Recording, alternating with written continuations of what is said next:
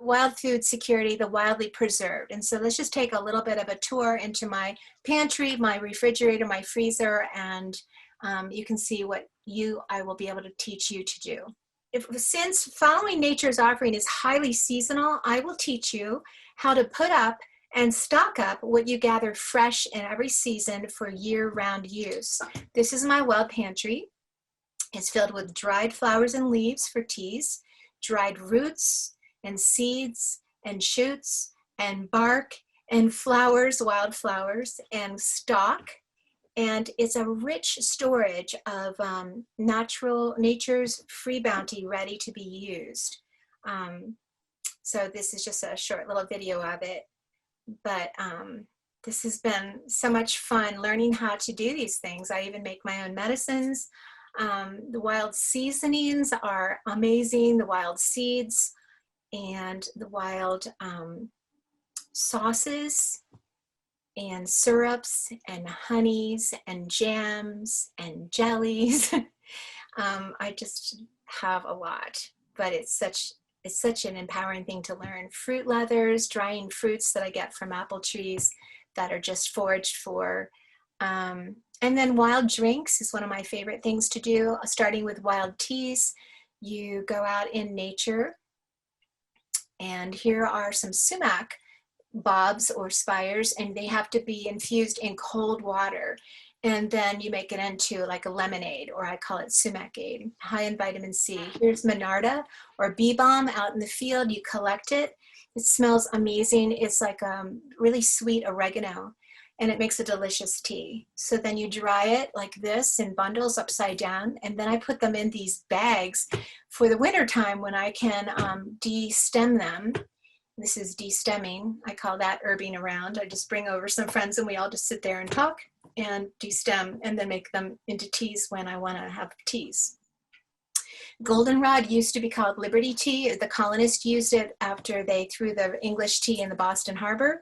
It's higher in antioxidants by 7 times than green tea, and making it into a punch is the best way to fight seasonal allergies. Let's see what's next. Okay, autumn olive berry. This is an invasive, and oh, it's so delightful.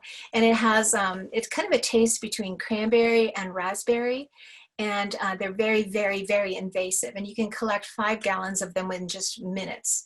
And here I am making it into water kefir. So that's good for your gut health. 17 times higher in lycopene than tomatoes, autumn olive berries. And water kefir is so good for your gut. Dandelions, so the flowers can be used to infuse in water to make wine or soda.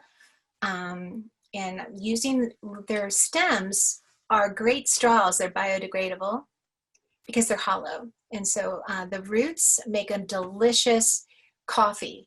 And so you can roast it like a coffee, and it's very, very good for your liver. And I love it iced or hot.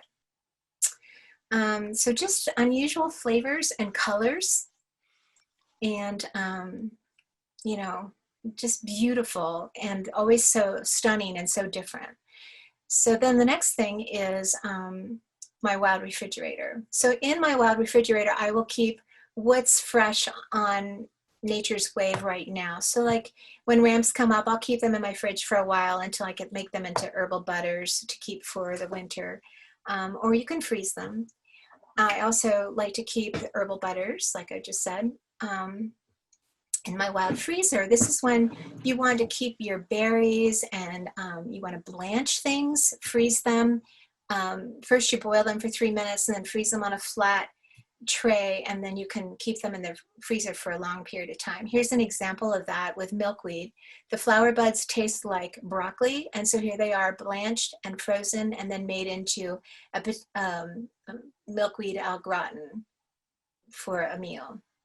Popsicles, I keep lots of weird popsicles in my freezer, and also I love to keep flowers from spring and summer in ice cubes. And then we'll talk about wildly fermented and pickled, and here's some fermented acorn sourdough bread.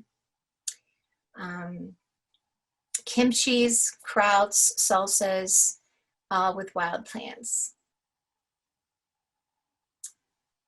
And Here's an example of making milkweed shoot pickles. So like I said, you need to collect those in the early spring when they're really nice and flexible and juicy. And then here's some of my apprentices. And we are collecting them, taking the leaves off, and then cutting them in pieces so that they're nice and tender before we make them into our favorite pickle recipe. I think I froze. Oh, here they are all chopped up. So you don't want to use that hard part like an asparagus.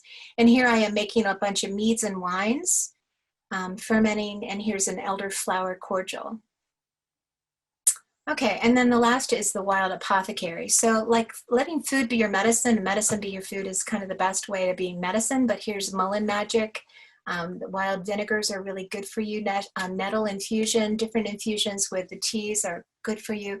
Wild green smoothies are really amazing for your body, and especially with spring greens. And then here's all my tinctures under the stairs of my apothecary. So I hope that gives you a little bit of an idea of the abundance that's free for the knowing and the picking.